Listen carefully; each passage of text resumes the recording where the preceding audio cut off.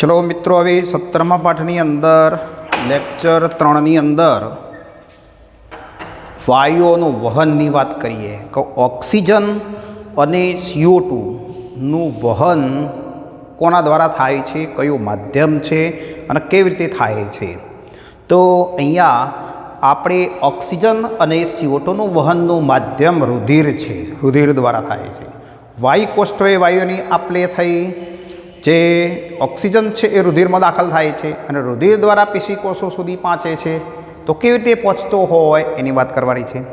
પેશીકોષોમાં શ્વસનને અંતે ઉત્પન્ન થયેલો CO2 રુધિરમાં દાખલ થાય છે અને રુધિર દ્વારા આપણા ફેફસાના વાયુકોષ સુધી આવે છે, બરાબર.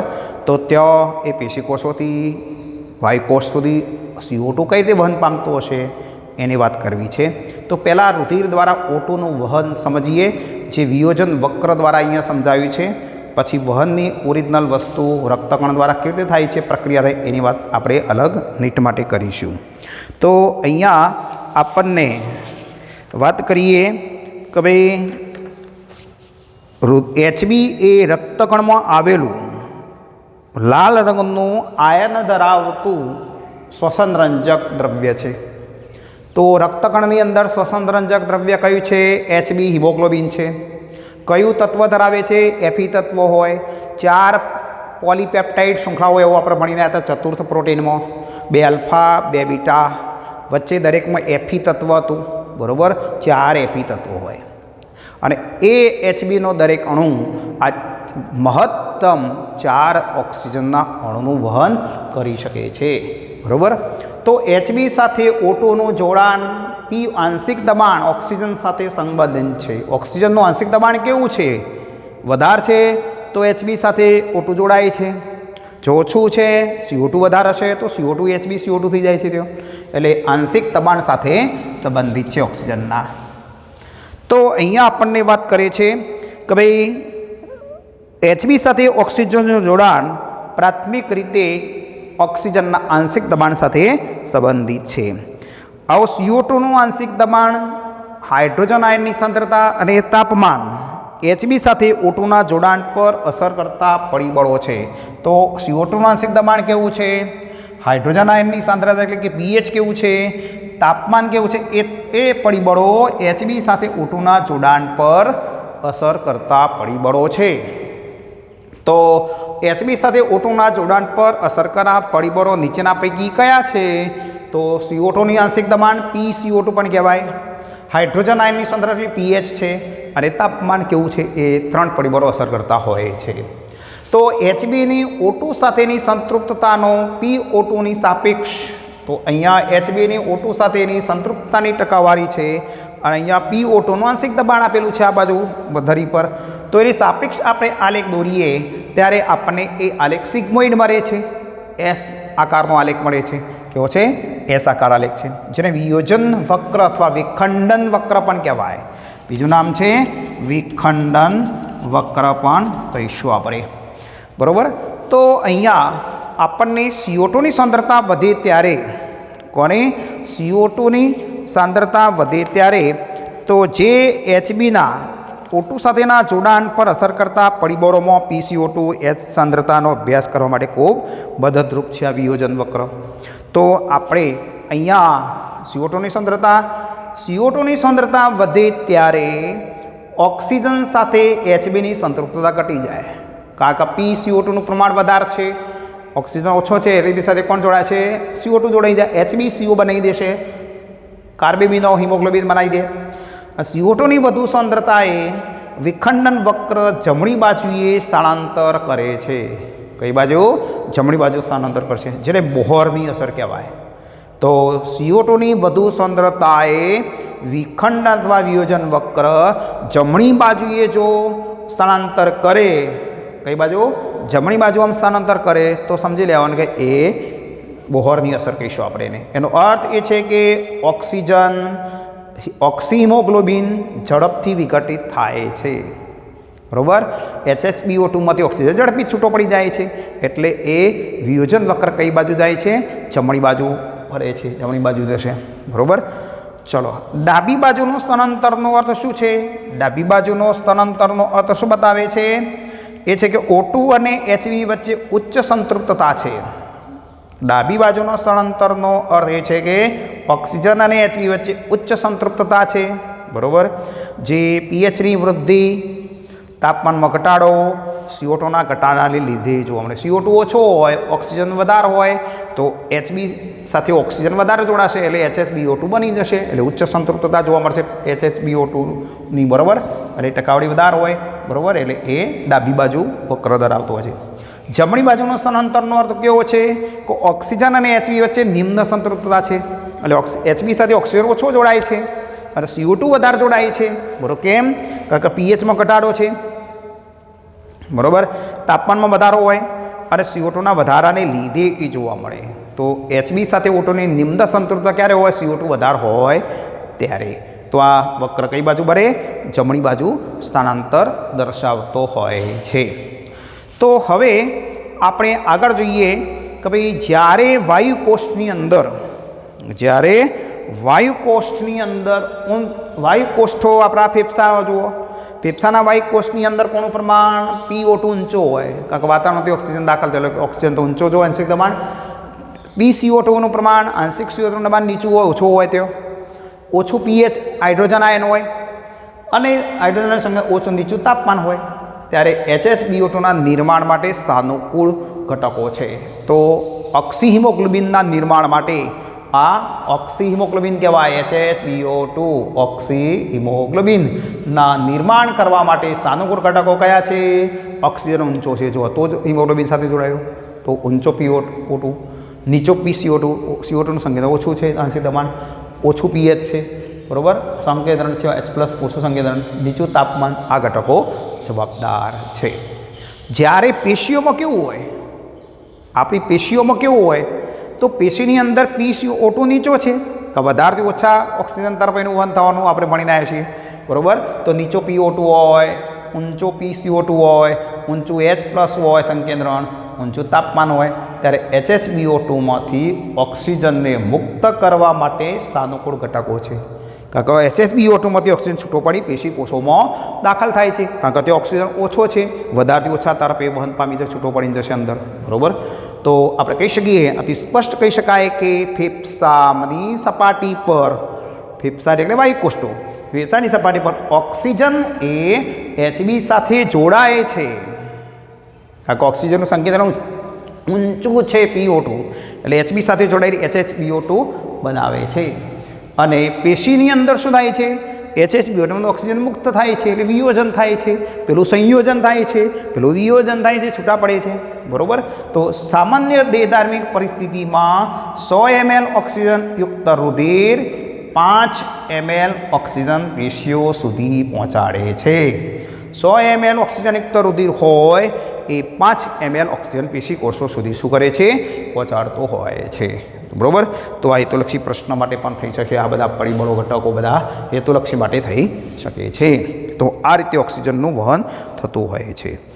હવે આપણે સમીકરણ દ્વારા ઓક્સિજન રુધિર દ્વારા O2નું વહન, હાલની અસર દ્વારા O2નું વહનની વાત કરીએ, બરાબર.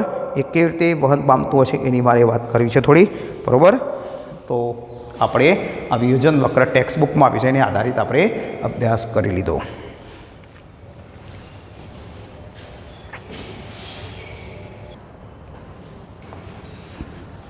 ચલો મિત્રો, રુધિર દ્વારા ઓક્સિજનનું વહન જોઈએ આપણે. હાલ્ડેન અસર દ્વારા એનું વહન છે. ફેફસામાં રહેલો જે ઓક્સિજન છે, અહીંયા ફેફસા દ્વારા ગ્રહણ કરેલો ઓક્સિજનનો જે જથ્થો છે આપણે વાતાવરણમાંથી દાખલ થઈ શ્વાસનળી દ્વારા ક્યાં પહોંચ્યો? વાયુકોષ્ઠોમાં. તો વાયુકોષ્ઠની અંદર ગ્રહણ કરેલા ઓક્સિજનના જથ્થાને પેશી કોષો સુધી પહોંચાડે છે. તો ફેફસો દ્વારા આપણે સીધો ડાયરેક્ટ ઓક્સિજન આપણા કોષોમાં પહોંચતો નથી, એ ફેફસા દ્વારા પહોંચે છે. તો ફેફસામાં જશે અને ફેફસામાંથી રુધિર દ્વારા પેશી કોષો સુધી ઓક્સિજનનું વહન થતું હોય છે. તો ધમનીમાં રહેલ પ્રત્યેક 100 ml રુધિરમાં 19થી 20 ml ઓક્સિજન ઓગળેલો હોય છે. તો ધમનીના રુધિરની અંદર ઓક્સિજન કેટલો ઓગળેલો હોય છે 100 ml રુધિરમાં? તો 19થી 20 ml. તો પેશી કોષો સુધી એ વહન પામતો હોય છે. તો પેશી કોષો સુધી ઓક્સિજન કઈ રીતે વહન પામે? તો કોના આંશિક દબાણ? વાયુઓના આંશિક દબાણના નિયમ અનુસાર લગભગ 5 ml ઓક્સિજન પેશી કોષો વડે શોષાય છે. તો કેટલો? 5 ml શોષાય છે. નિયમ અનુસાર 5 ml કોષોમાં શોષાઈ જતો હોય છે. શીરામાં રહેલ પ્રત્યેક 100 ml રુધિરમાં લગભગ 15 ml જેટલો ઓક્સિજન ઓગળેલો હોય છે. બરાબર? તો શીરાના રુધિરમાં કેટલો હોય? 100 ml રુધિરમાં તો 15 ml હોય. ધમનીના રુધિરમાં કેટલો હોય? 19 થી 20 ml છે. અને ધમની દ્વારા રુધિર પહોંચે છે ત્યાં. બરાબર? ચલો હવે રુધિર દ્વારા ઓક્સિજનનું વહન 2 માર્ગે થાય. 57% ઓક્સિજનનું વહન રક્તકણ દ્વારા થાય છે અને 3% ઓક્સિજનનું વહન રુધિર રસમાં પાણીમાં ઓગળી અને વહન પામતો હોય છે અને પ્રસરણ દ્વારા એ મુક્ત થઈ જતો હોય તે ડાયરેક્ટ સીધી હતું. પણ રક્તકણ દ્વારા 57% મોટા ભાગનો CO2 વહન પામતો હોય છે. તો હવે રક્તકણની અંદર શ્વસન રંજક દ્રવ્ય આપણે કીધું HB આવેલું છે. HBમાં તત્વ કયું છે? Fe તત્વ છે. એ આપણા જે ઓક્સિજનનું મહત્તમ 4 અણુનું વહન કરે છે. એટલે HB ઓક્સિજનના વહન માટે જવાબદાર છે. તો HB ઓક્સિજનના વહન માટે જવાબદાર છે. દરેક રક્તકણ લગભગ 1 અબજ ઓક્સિજનના અણુઓનું વહન કરે છે. તો દરેક રક્તકણ લગભગ કેટલા ઓક્સિજનના અણુનું વહન કરશે? 1 અબજ ઓક્સિજનના અણુઓનું વહન કરે છે. તો અહીંયા આપણે શ્વસન સપાટીએ ફેફસાની વાયુકોષ્ઠની શ્વસન સપાટીએ HB એ HHB સ્વરૂપમાં હોય. હિમોગ્લોબિનિક એસિડ કહેવાય. રિડ્યુસ હિમોગ્લોબિન પણ કહીશું આપણે. એ સ્વરૂપમાં હોય છે.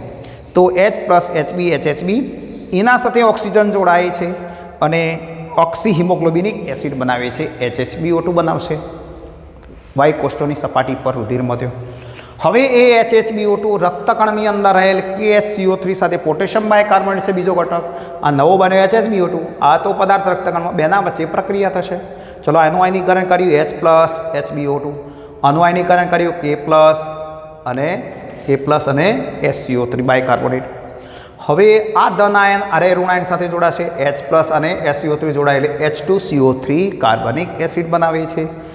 K+ અને HHBO2 બને જોડી ગયા તો KHBO2 પોટેશિયમ હિમોગ્લોબિનિક એસિડ કહીશું આપણે એને. પોટેશિયમ ઓક્સી હિમોગ્લોબિનિક એસિડ તરીકે આપણે એને ઓળખીએ છીએ. તો પોટેશિયમ ઓક્સી હિમોગ્લોબિનિક એસિડ બની ગયો આપણી પાસે. કઈ બન્યો? Potassium haemoglobin. તો પેશી કોષો સુધી આ KHBO2 સ્વરૂપે ઓક્સિજનનું વહન થાય છે. આ હેતુલક્ષી પ્રશ્ન ગુજકેટમાં પણ પૂછાયેલો છે કે પેશી કોષો સુધી ઓક્સિજનનું વહન કયા સ્વરૂપે થાય છે?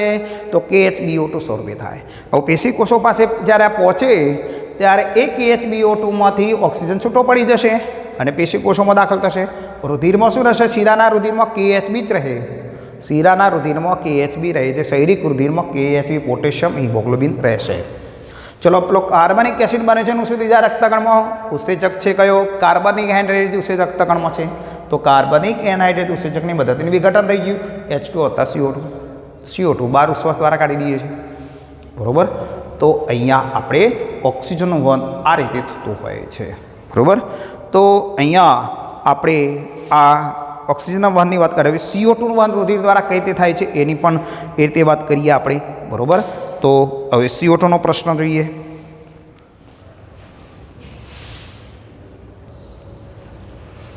ચલો હવે રુધિર દ્વારા CO2નું વહનની વાત કરીએ.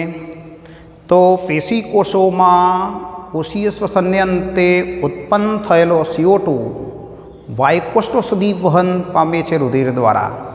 તો પેશી કોષોમાં કોષીય શ્વસનને અંતે ઉત્પન્ન થયેલો CO2 ક્યાં દાખલ થશે? રુધિરમાં દાખલ થશે. તો અહીંયા આપણે એની વાત કરીએ કે કઈ રીતે વહન પામી રહ્યો છે.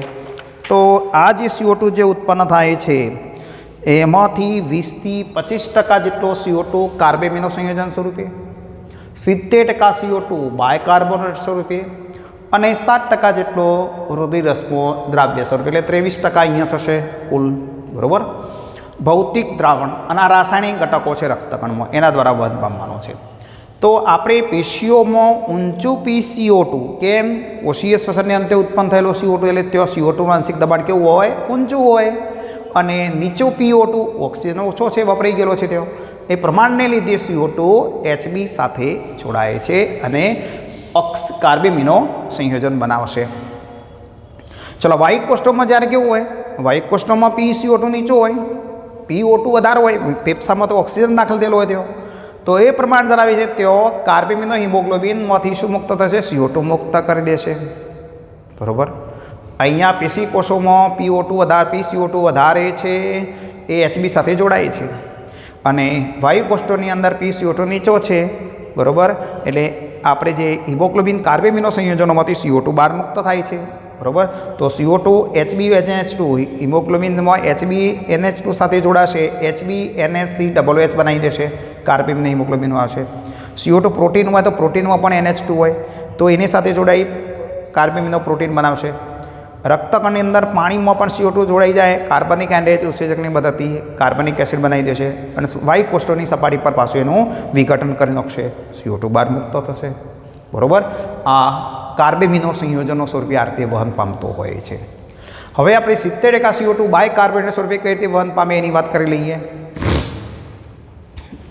તો અહીંયા આપણે રુધિરરસની અંદર વાત કરીએ, 60% CO2 ભૌતિક દ્રાવણ બનાવશે, સીધું જ પાણીમાં ઓગળી જશે CO2, કાર્બનિક એસિડ બનાવશે H2CO3 અને 100 ml રુધિર 0.3 ml CO2નું વહન કરે છે અહીંયા. બરાબર.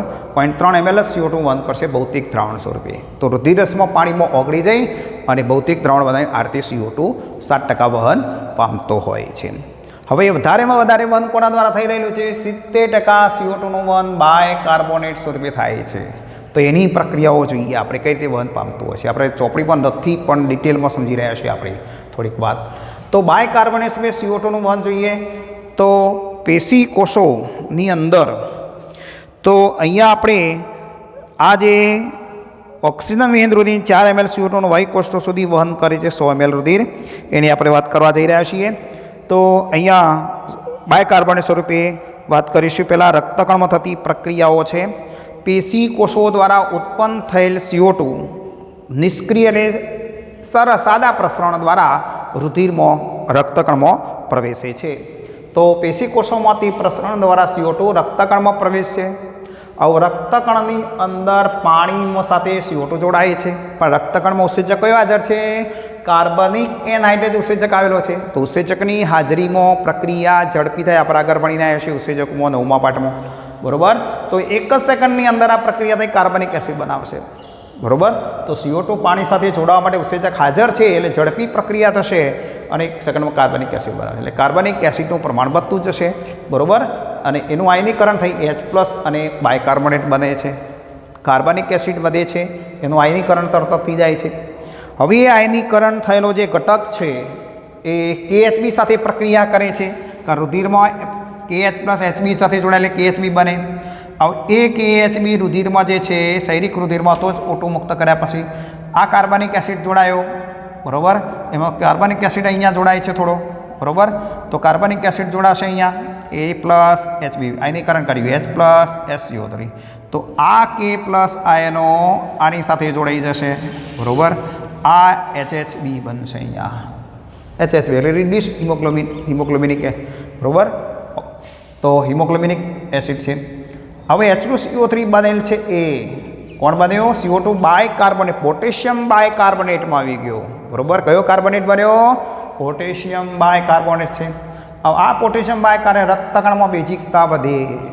હવે રક્તકણમાં બેઝિકતા વધે તો રક્તકણો પાણીનું શોષણ કરી ફૂલીને ફાટી જવાનો ભય રહે છે એટલે આપણે બેઝિકતા દૂર કરવી જ પડે તેઓ રક્તકણમાંથી. બરાબર. તો આપણે શું કરવું પડશે? ક્લોરાઇડનું સ્થાનાંતર કરવું પડશે. બરાબર. બાયકાર્બોનેટને છૂટો પાડવો પડશે, તેથી બીજો ઋણ આયન જોડવો પડશે. તો રક્તકણની દિવાલ ઋણ આયન માટે પ્રવેશીલ છે. ક્લોરીન અને બાયકાર્બોનેટ ઋણ આયન છે એના માટે પ્રવેશીલ છે પણ ધન આયન કયા? સોડિયમ અને પોટેશિયમ માટે અપ્રવેશીલ છે. એટલે રક્તકણની અંદર કોણ દાખલ થાય? ઋણ આયનો દાખલ થશે. તો રુધિરરસની અંદર સોડિયમ ક્લોરાઇડ છે એનું આયનીકરણ કરી જુઓ, Na+Cl આયન. તો Cl ઋણ આયનો જ અહીંયા રક્તકણમાં દાખલ થયા, સોડિયમ દાખલ થતા જ નથી, ધન આયનો અપ્રવેશીલ છે. એટલે આ ક્લોરીનના આયનો ક્યાં દાખલ થયા? રક્તકણમાં પ્રવેશે છે. હવે રક્તકણમાં પોટેશિયમ બાયકાર્બોનેટ હતું આપણું, એની સાથે પ્રક્રિયા કરી જુઓ તો તો કે પ્લસ અને CO3 છૂટું પડી ગયું તો KCl બની ગયું અને બાયકાર્બોનેટ છૂટું પડી ગયું. આ બાયકાર્બોનેટને ક્યાં ધકેલી દીધો તું ભાઈ રક્તકણ રુધિરસમાં જતો રહે. રુધિરસમાં સોડિયમ એકલો હતો એની સાથે જોડાઈ ગયો અને સોડિયમ બાયકાર્બોનેટ બનાવે છે. આ રીતે રક્તકણમાં બેઝિકતા ઘટાડવામાં આવે છે. તો અહીંયા આપણે ક્લોરાઇડનું સ્થાનાંતર થયું છે. અહીંયા શું થયું? ક્લોરાઇડનું સ્થાનાંતરની ક્રિયા કરી આપણે. તો આયનિક સંતુલન જાળવવા માટે ક્લોરીનના આયન રુધિર રસમાંથી, કારણ કે પહેલાં બાયકાર્બોનેટ ધકેલી દઈએ તો એકલા ધન આયન, તો ધન અને ઋણ આયન સંતુલન જળવાય એટલા માટે રુધિર રસમાંથી ક્લોરીનના આયનોને રક્તકણમાં જે ધકેલવામાં આવે છે એ ક્રિયાને ક્લોરાઇડ સ્થાનાંતર કહીશું આપણે. શું કહીશું? ક્લોરાઇડ સ્થાનાંતર કહે છે. હેમબર્ગર ઘટના કહેવાય એનું. હેમબર્ગર ઘટના પણ કહીશું આપણે એનું. હેમબર્ગર ઘટના કહીશું આપણે. હેમબર્ગર ઘટના પણ કહે છે. અને બરાબર ક્લોરાઇડ જે રુધિરસમાંથી રક્તકણમાં ગયા છે. ચલો હવે આપણે જોઈએ આગળ પ્રક્રિયા રુધિરસમાં. તો રુધિરસમાં અહીં કયો બાયકાર્બોનેટ બન્યો? સોડિયમ બાયકાર્બોનેટ બને છે. ધ્યાન રાખજો. રક્તકણમાં પોટેશિયમ બાયકાર્બોનેટ હતો, બેઝિકતા વધતી હતી. એ બાયકાર્બોનેટ દૂર કરીને કયો લાયા? રુધિરસમાં લાયા. સોડિયમ સાથે જોડાયો. સોડિયમ બાયકાર્બોનેટ સલ્ફેટ CO2 અહીં આવેલો છે. યાદ રાખજો. બરાબર. હવે રુધિરસમાં થતી પ્રક્રિયાની આપણે વાત કરીએ. રુધિરસમાં કઈ રીતે પ્રક્રિયા થતી હોય એની વાત કરવી છે. બરાબર.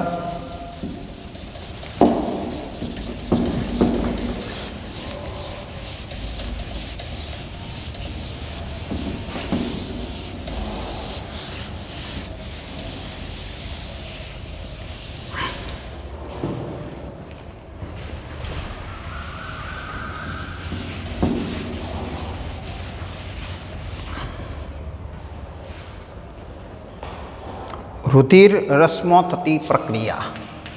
2 નંબર રુધિર રસમાં થતી પ્રક્રિયા જોઈએ. બાયકાર્બોનેટ રુધિરસમાં કઈ રીતે બને છે એની વાત કરવી છે હવે આપણે. તો રુધિરસની અંદર પાણી છે. રુધિરસની અંદર પાણી છે, એની સાથે CO2 જોડાય છે. ઉત્સેચક ગેરહાજર છે. ઉત્સેચક ગેરહાજર એટલે 20 થી 30 મિનિટ જેટલો સમય લાગશે બનતો. અહીંયા કાર્બનિક એસિડ બનતો ખૂબ સમય લાગે છે. બરાબર. ઉત્સેચક ગેરહાજર છે. અહીંયા ફોસ્ફેટ બફર દ્વારા હવે અહીંયા આ જે રુધિરસની અંદર બનેલો બાયકાર્બોનેટ છે એ કેટલોક બાયકાર્બોનેટ જે કોની સાથે જોડાય છે? આલ્કલાઇન ફોસ્ફેટ સાથે જોડાય છે. આલ્કલાઇન ફોસ્ફેટ છે બફર. બરાબર. અહીંયા નામ આપ્યું છે આપણે ફોસ્ફેટ બફર. તો ફોસ્ફેટ બફર પીએચનું નિયમન કરવાવાળા 2 બફર ફોસ્ફેટ બફર રસાયણો છે. Na2HPO4 કયો છે? Na2HPO4 બફર ફોસ્ફેટ છે. એક બીજો છે NaH2PO4 છે. 2 છે. એમાં આપણે આની સાથે જોડાવાનું છે, આની લેવાનો નથી. ચલો આ H2CO3 થોડો અહીંયા વાપરી દો. ચલો આનું આયનીકરણ કરો. 2 Na છે છૂટા પાડી દો. NaHPO4 બરાબર. અહીંયા આપણે H+HCO3. તો આ સોડિયમના આયનો આર ઋણ આયન સાથે જોડાઈ જશે. આ H+ આર ઋણ આયન સાથે જોડાઈ જશે. બરાબર. શું બની ગયું? NaHCO3 વત્તા NaH2PO4 બીજો બફર પદાર્થ બની ગયો. NaH2PO4 બીજો બફર પદાર્થ બન્યો. આપણે CO2 સમાઈ ગયો. અહીંયા સોડિયમ બાયકાર્બોનેટ બની ગયો. બરાબર. ચલો રુધિરસમાં રહેલા પ્રોટીન સાથે કેટલો બાયકાર્બોનેટ જોડાય છે?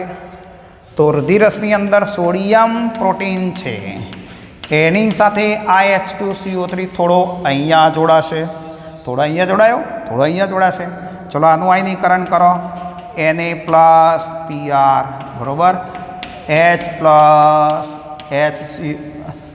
HCO3 bicarbonate. ચલો સોડિયમના આયનો આરે બાયકાર્બોનેટ સાથે જોડાઈ જશે. H+ પ્રોટીનિક એસિડ બનાવશે. શું બનાવશે? તો NaHCO3 સોડિયમ બાયકાર્બોનેટ બની ગયો વત્તા protonic acid HPR note hydrogen protein protonic acid કહીશું આપણે એને શું થયું પ્રોટીનિક એસિડ આપણે બાયકાર્બોનેટ કયો બન્યો સોડિયમ બાયકાર્બોનેટ બની ગયા તો રુધિરરસમાં જુઓ અહીંયા પણ રક્તકણમાંથી છૂટો પડેલો હતો એ બાયકાર્બોનેટ અહીંયા આવ્યો એટલે સોડિયમ બાયકાર્બોનેટ આવ્યો હતો અહીંયા પણ સોડિયમ બાયકાર્બોનેટ બન્યો અહીંયા પણ સોડિયમ તો રુધિરરસની અંદર CO2 કયા સ્વરૂપે કયા બાયકાર્બોનેટ સ્વરૂપે વહન પામે છે સોડિયમ બાયકાર્બોનેટ સ્વરૂપે તો ફેફસા આવો બાયકાર્બોનેટ સ્વરૂપે વહન પામતો રુધિર ક્યાં આવે છે વાયુકોષ્ઠો પાસે આવે છે તો ફેફસાના વાયુકોષ્ઠમાં CO2 કઈ રીતે મુક્ત થાય એની વાત કરીએ હવે બરાબર તો આપણે એ મુદ્દો જોઈ લઈએ હવે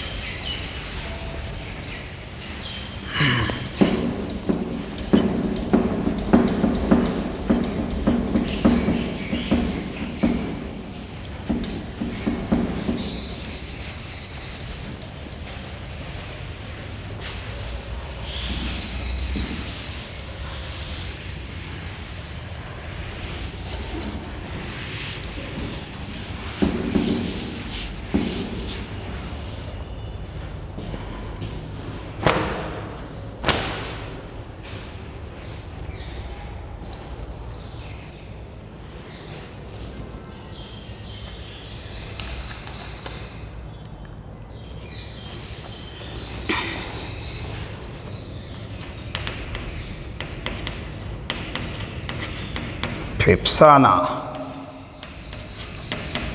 વાયુકોષ્ઠમાં CO2 નો ત્યાગ CO2 નો ત્યાગ કઈ રીતે થાય એની વાત કરી દઈએ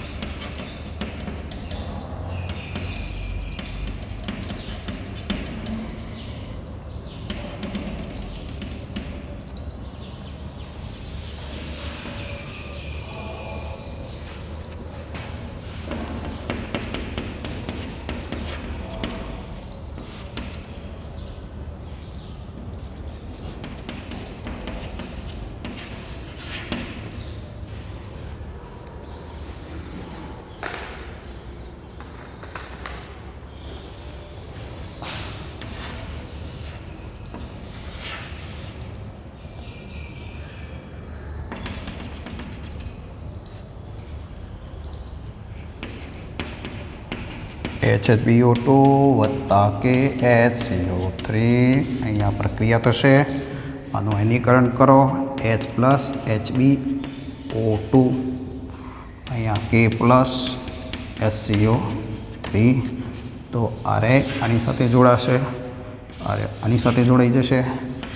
KHBO2 વત્તા H2CO3 આ તો પેશી કોષોમાં લઈ જતો રહેવાનો, પેશી કોષોમાં જતો રહેશે. બરાબર.